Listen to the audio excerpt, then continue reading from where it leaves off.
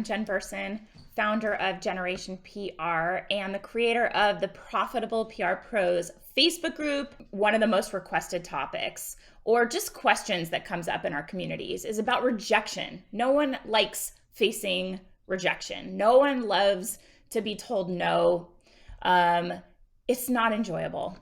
But as a PR professional, it's kind of par for the course for our job and what we do and how we can be more effective. So we're just going to tackle it. It's a fact. Even seasoned PR pros, we're 16 years running our agency. We still obviously hear rejections all the time. It's not a big deal. And I'm going to help you tackle it so you can kind of reframe it in your mind as something that could actually be productive and beneficial, and also be the start of a good and helpful two-way relationship with writers and freelancers, journalists, publications, whatever, because they need us. They need us. So what do you do after a rejection? A lot of what we do as PR professionals has to do with mindset. You have to change your mindset. So we might be afraid of getting a rejection or putting a lot of effort into a pitch and hearing nothing. And so all we're aiming for, maybe mentally, is pitches that are going to convert. But I want you to reconsider and aim for rejections. And I know this sounds backwards, but you have to let go of the pressure and embrace rejection as part of our process. Okay, I'm going to say that again because I think it's really important. It's one of the keys to our success, is not fearing rejection, aiming for rejection. Because if you don't let that fear of rejection stop you from trying, then you'll write more, you'll send more, you'll try more, and you won't be afraid of getting a no or hearing crickets. So I know it sounds backwards, but let go of the pressure you put on yourself and embrace rejection as part of our process that's going to make us better. The more pitching you're doing, the more writing you're doing, and that's always good as a practice. So what we're supposed to do as PR professionals is constantly learn and adjust.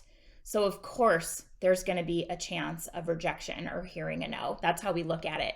So you don't take it personally. This might be the biggest advice I can give to you. There's so many reasons that pitches don't get a yes or don't get a response, or if they get rejected, like we've already discussed.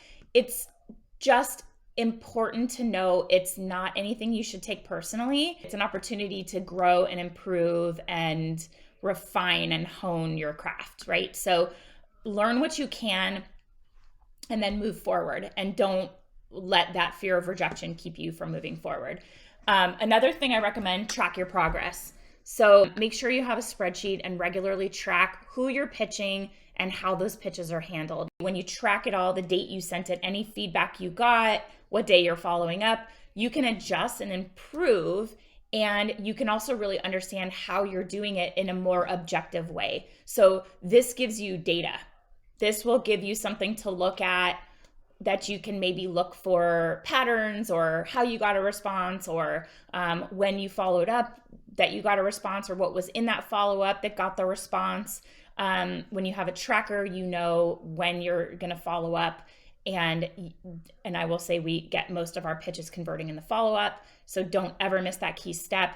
But having that tracker helps you keep track, so it's out of your head and you don't have to worry about when did I send that, who did I send it to, did I hear anything, and have it all right there for you. The other thing I'll ask you to do is a little bit of like self-reflection. So get really honest and get honest with yourself. And if you take a step back, you can probably already identify why that pitch wasn't a good match for that writer or that publication or that specific contact at that publication. A lot of times it's us trying to be a little bit, not lazy, but like we have a lot that we want to do. We figure the more pitches we send, the better results we'll get. It's a numbers game, but it's not always a numbers game. You can go back and look and identify why that pitch wasn't a match once you've kind of taken a step back and looked to see if it's a good match, is you should also evaluate the client relationship. If you are not excited about what you're pitching or confident that there's something interesting and unique and different and exciting about your client, their services, their products, that comes through in your pitch 100%. It is really hard to fake that. Sometimes we're regurgitating marketing copy that the client gives us, but there's no real connection or belief that what you're pitching is truly as wonderful as you're saying it is. So a lot of times you have to kind of evaluate that client relationship and know that the excitement that you share for the client will come through within your pitches. And if it's not there, it's hard to fake it. And editors and writers, journalists, they can tell when you're actually invested. They can tell, and they want to take stories that feel meaningful. So if you aren't feeling it, they won't be feeling it either. The other thing too with getting rejections is this is feedback. When you get feedback directly from editors, or you can try to get feedback. So ask for feedback.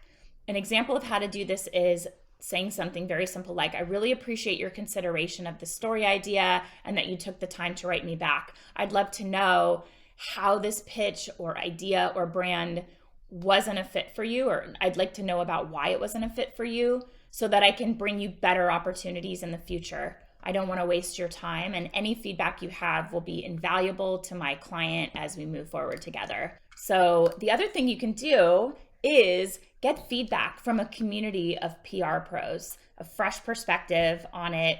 It always helps. And even if it's someone on the world outside of PR, you can ask a friend for someone that you trust that you can just scan the pitch and see if they spot any errors or anything like that. So that can help you feel more confident. So rejection's not a big deal. Honestly, it's part of the job and it can make you better.